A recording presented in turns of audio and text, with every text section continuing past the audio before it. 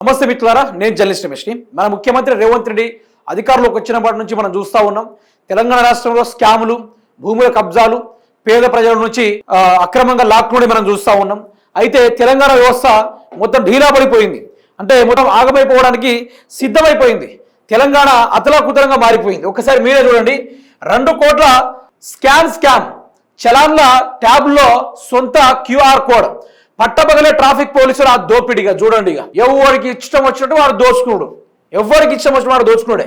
Traffic చలాన్ల వసూళ్ల దారి మళ్లింపు, రూపాయలు 2 కోట్ల వరకు వాహనదారుల నుంచి వసూలు, ఖజానాకు గండి, స్కాన్ చేసి సొమ్ము సొంత ఖాతాల్లోకి. చలాన్ల పెండింగ్ పై వాహనదారుల షాక్, బాధ్యుడిని చేసు ఓ హోంగార్డుపై వేటు. తప్పించుకునే పనిలో కొందరు పెద్దలు అధికారులకు తెలియకుండానే పోలీస్ శాఖలో ఇంత కుంభకోణం సాధ్యమా? స్కామును తొక్కిపెట్టడంపై అనుమానాలు ఎన్నో. అయితే ఈ స్కామ్ ఎవరున్నారు?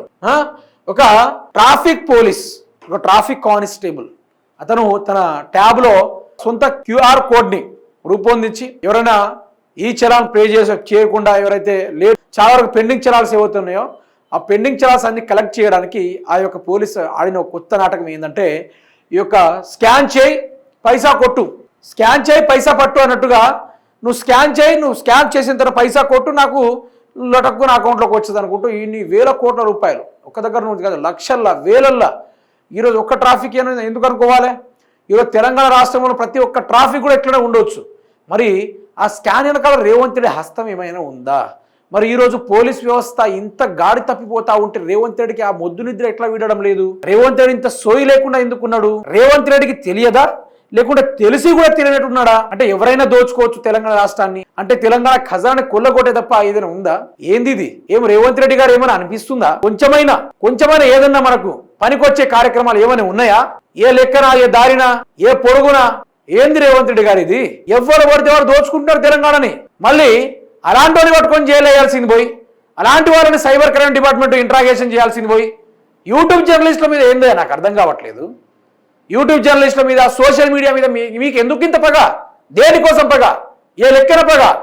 ఈరోజు దొంగవాడు రాజ్యాన్ని పరిపాలించేటోడా, లేకుంటే కింద నడుస్తున్న అధికారుల? ఎవడు దొంగ? ఈరోజు దోచుకోవడం, దాచుకోవడం తప్ప ఇంకేమైనా ఉందా? ప్రజలకు ఇచ్చేదేమైనా ఉందా? ఒక్క రూపాయి చిల్లి గవ్వ ఎక్కడైనా, ఏ లెక్కనైనా ఇచ్చేదేమైనా ఉందా?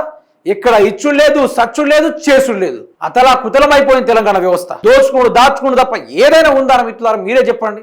ఏ కొసగైనా వ్యవస్థని సర్వనాశనం చేసిండు.